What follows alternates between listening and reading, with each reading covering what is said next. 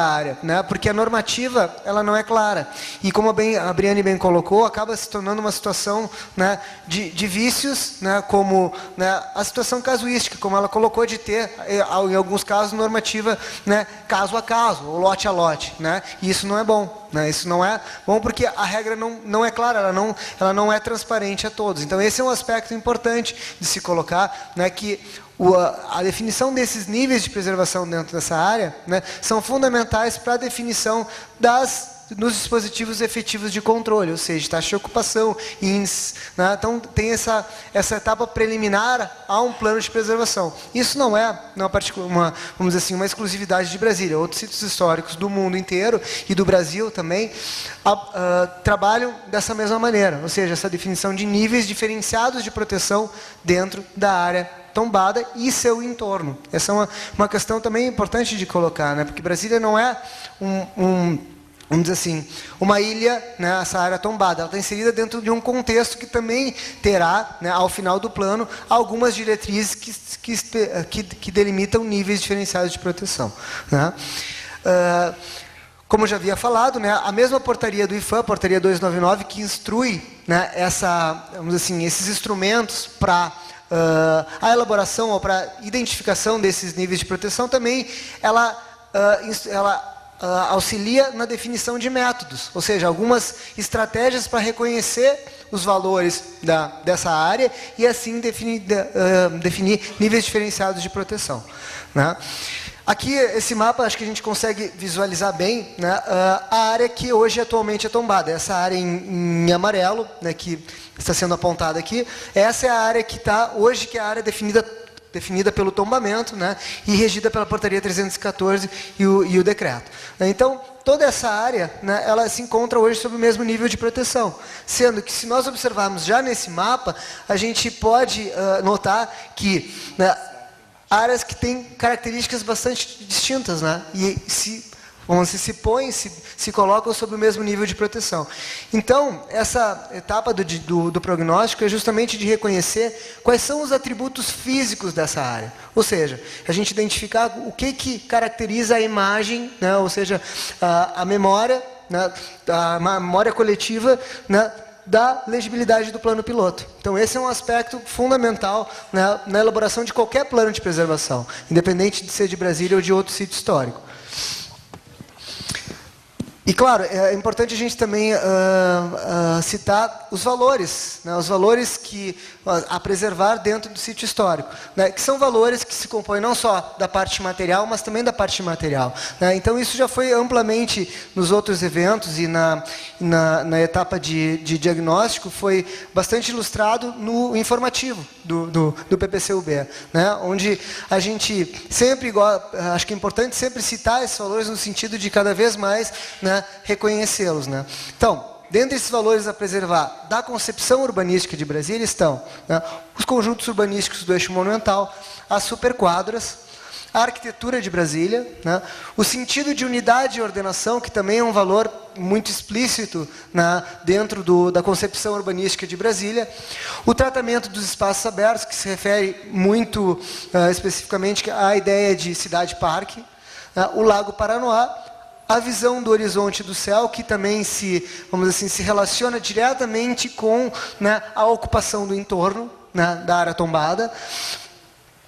Brasília como local de encontro e culturas do Brasil, isso é um aspecto também imaterial, né, já não é tão tátil, mas é um valor, vamos dizer assim, histórico a ser preservado de Brasília, porque, né, desde a sua primeira conformação, né, desde dos candangos que vieram de todos os lugares do Brasil para trabalhar aqui, Brasília ainda continua preservando esse valor. Então, é um aspecto que não vai deixar ao longo dos anos, perder, né. Então, isso é um aspecto importante também de se colocar, que é esse patrimônio imaterial, né. O aspecto histórico, que é o esforço da construção de Brasília, isso também vamos dizer assim, um patrimônio imaterial fundamental que se ressalte, né? E os acampamentos e as ocupações populares, que também são registros históricos, né, da construção de Brasília. O que que nos leva no primeiro momento? Né? No primeiro momento nos leva a definir, né, no plano de preservação, algumas grandes áreas, ou seja, essas áreas que, né, se relacionam, né, com a legibilidade dessa concepção urbanística, né, ou seja, a leitura que se faz dessa concepção urbanística. Né? Então, a gente tem uma grande área, hoje, sobre o mesmo nível de preservação.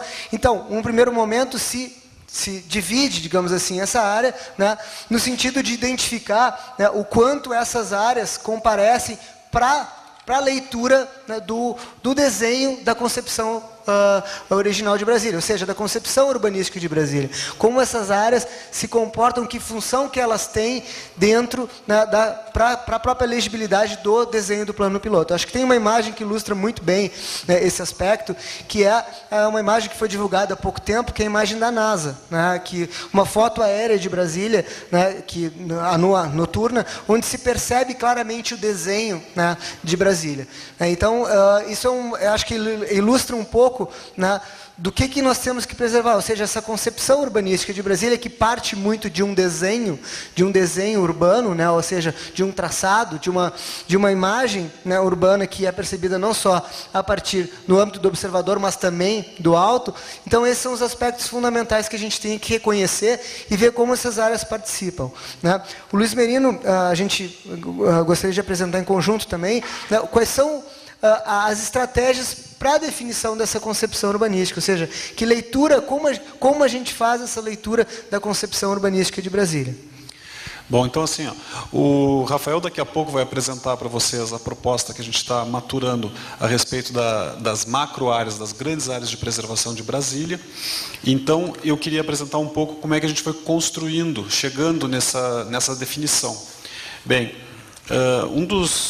digamos, das funções básicas do plano de preservação do PPCUB é aplicar aquilo que está já na lei de tombamento federal e o decreto distrital, que é proteger a concepção urbanística de Brasília. Isso está colocado explicitamente nessas duas leis. Então, isso nos coloca diretamente na função de definir o que é exatamente essa concepção urbanística de Brasília e onde é que ela fica e se expressa na cidade real.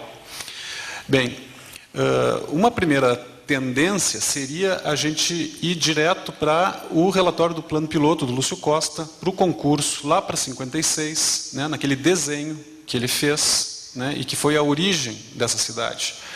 A gente poderia se limitar àquilo, ver aonde que aquelas ruas, aquelas praças, aqueles espaços, aqueles prédios que ele pensou, onde é que isso existe aqui na cidade e proteger aquilo, né? Dizer, isso é o que deve ser preservado na cidade, o resto é o resto.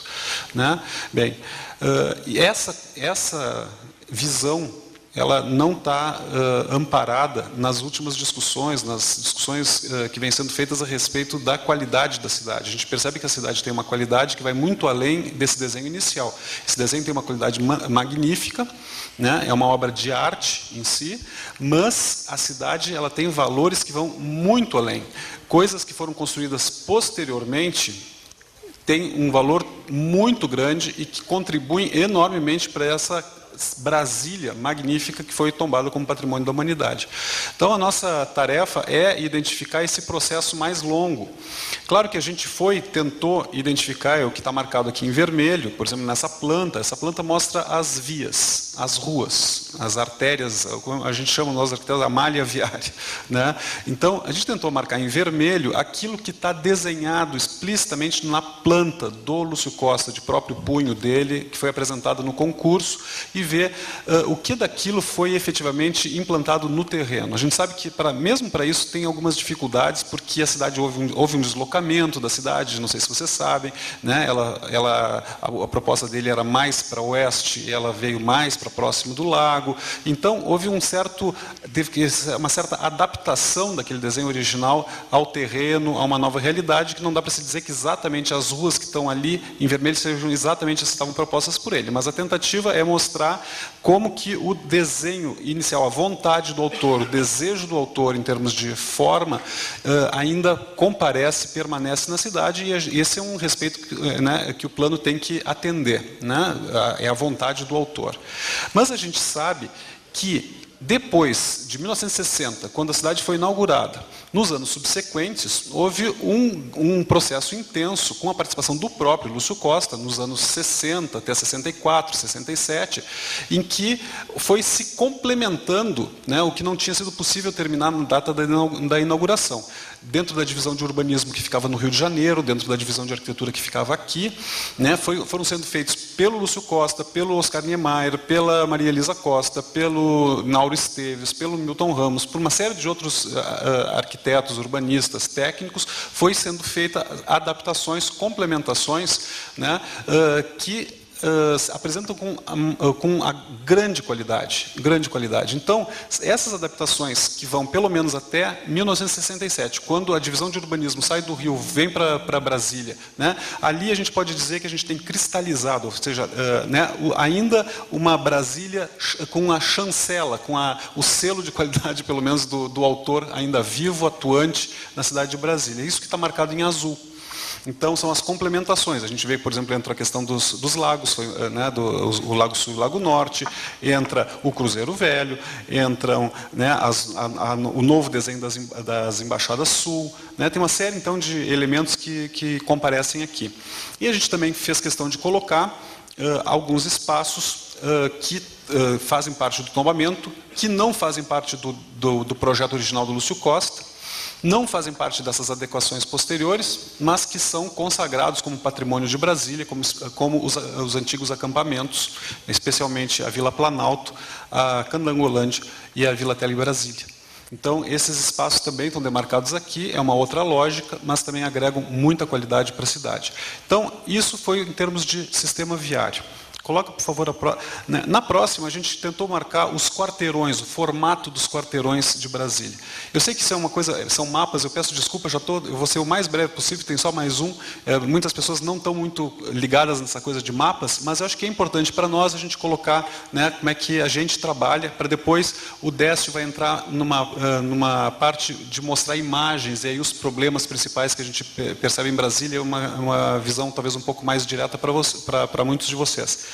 Tá? Mas esse mapa aqui, ele mostra em cor de laranja os mesmos critérios. Em cor de laranja, aqueles quarteirões com o formato exato pensado pelo Lúcio Costa no desenho dele para Brasília na época do concurso. E em vermelho, em avermelhado, aqueles espaços que foram implantados na sequência, nos anos subsequentes, ainda com a chancela, a observação, as contribuições do próprio autor. Né? E ali entra, inclusive, o Cruzeiro Velho, né, que foi projeto do próprio Lúcio Costa para cá. Pode passar, por favor, a outra. E esse mapa aqui fala dos espaços abertos, daquilo que contribui para a escala bucólica de Brasília, para nós, muito importante na elaboração desse plano. A gente seguiu o mesmo critério. Em verde mais escuro são as áreas abertas, as praças, né, os espaços gramados, que ele cita explicitamente dentro do relatório em 56, né, entrando os gramados do eixo monumental, os jardins das superquadras, né, toda a configuração da borda do lago está marcada ali naquele verdinho mais claro. Né, mas a gente fez questão também de marcar em avermelhado os espaços que foram construídos posteriormente, né, as praças, os espaços abertos que foram construídos posteriormente, tem inclusive um aí que nem foi construído ainda, mas que já está sendo considerado, que agregaram qualidade para a cidade de Brasília. O Parque da Cidade, por exemplo, ele é de 1975, né? Mas ele apresenta uma enorme qualidade. Ele faz uma delimitação muito oportuna do formato desse avião que Brasília possui. Está ali o Parque das Sucupiras, está ali o Bosque dos Constituintes, está ali a nova posição do Jardim Zoológico.